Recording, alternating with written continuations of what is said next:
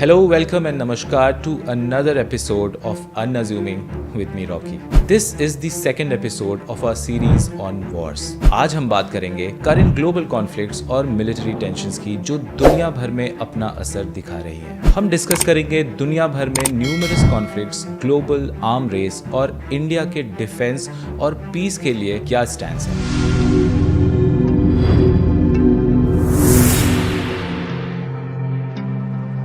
दोस्तों, दुनिया भर में न्यूमरस एक्टिव कॉन्फ्लिक्ट्स चल रहे हैं जो लाखों लोगों की जिंदगियों को अफेक्ट भी कर रहे हैं। लगभग हर कॉन्टिनेंट किसी न किसी थ्रेट का सामना कर रहा है। इथियोपिया के टिग्रे रीजन में चल रहा एक ब्रूटल सिविल वॉर 50,000 से ज्यादा डेथ्स का कारण बन चुका है। सूडान में ऑनगोइंग वायलेंस खासकर दारफूर में लाखों लोगों को डिस्प्लेस कर चुका है और नाइजीरिया में बोको हराम जैसे इंसर्जेंसीज ने हजारों लोगों की जानें ले ली हैं। म्यांमार में 2021 के मिलिट्री कू ने वाइड स्प्रेड वायलेंस को जन्म दिया है, जिससे हजारों लोगों की डेथ्स हुई हैं और मैसिव डिस्प्लेसमेंट भी हुआ है। इधर इंडिया अपने बॉर्डर्स पे पाकिस्तान और चाइना के साथ इंटेंस डिस्प्यूट का सामना कर रहा है, लेकिन अग्रेशन के बिना अपनी सिग्निफिकेंट डिफेंसिव कैपेबिलिटीज को डेमोन्स्ट्रेट करते हुए। But we all know how democratic Pakistan and China really are.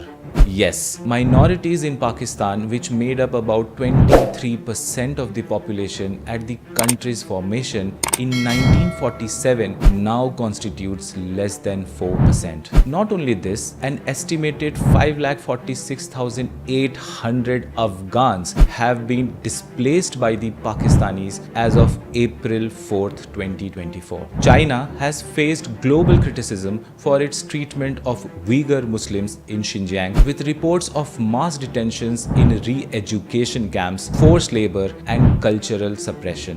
Mexico में ड्रग कार्टल्स के अगेंस्ट ऑनगोइंग वॉर्स एक बहुत ही डेडली कॉन्फ्लिक्ट है, जिसमें हर साल हाई कैजुअलिटी रेट्स देखने को मिलती हैं, जो इस नेशन की सिक्योरिटी और गवर्नेंस को डीपली इम्पैक्ट करता है। मिडिल ईस्ट, जैसा कि आप जानते हैं, एक बहुत ही वॉलेटाइल रीजन है, जहां यमन का सिविल वॉर 1 लाख से ज्यादा डेथ्स का कारण बन चुका है। सीरिया का प्रोलॉन्ग्ड कॉन्फ्लिक्ट एक अनप्रेसिडेंटेड स्केल का ह्यूमैनिटेरियन क्राइसिस क्रिएट कर रहा है। ताज्जुब यह है कि ज्यादातर इनके बारे में बात भी नहीं होती। इन सब कॉन्फ्लिक्ट्स के बीच ग्लोबल कम्युनिटी एक intense military advancement race witness भी कर रहा है। कंट्रीज नए वेपन सिस्टम्स और काउंटर मेजर्स में तेजी से इन्वेस्टमेंट कर रहे हैं, जो ग्लोबल टेंशंस और कॉम्पिटिशंस को बढ़ा रहे हैं। अब ये वॉर्स को रोकने में कितनी मदद करते हैं या नहीं करते हैं, ये आपको डिसाइड करना है। इन सब में इंडिया एक यूनिक एग्जाम्पल है, जो हिस्टोरिकली पीस और डिफेंस को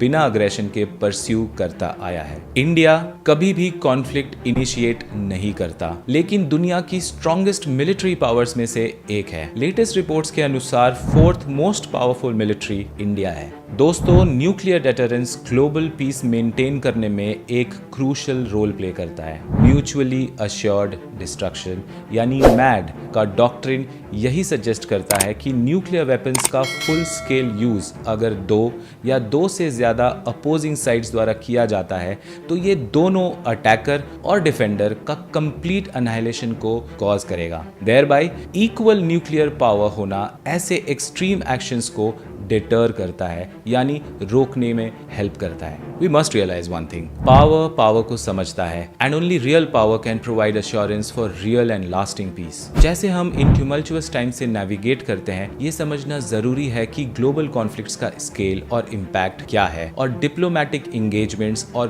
पीस कीपिंग एफर्ट्स कितने इंपॉर्टेंट हैं। इंडिया का रोबस्ट डिफेंस और पीस कमिटमेंट वाला अप्रोच एक पैराडाइम है, जो ग्लोबल डिफेंस स्ट्रेटजीज में स्टैंड आउट करता है। And we must choose a powerful government with a clear mindset and a strict nation first policy. To prevent India from going in such turmoil, we need a strong leadership and a nationalist power at the center. What do you think about it? Do let me know your thoughts in the comments. So this was it on our second episode on wars, and I really thank you for joining me on this episode of Unassuming with Rocky. In this critical discussion, let us all advocate for peace and stability, recognizing the profound impacts of warfare warfare on humanity. So watch out for our third episode on the series of war. Until next time, stay informed, stay engaged in the quest for a peaceful world.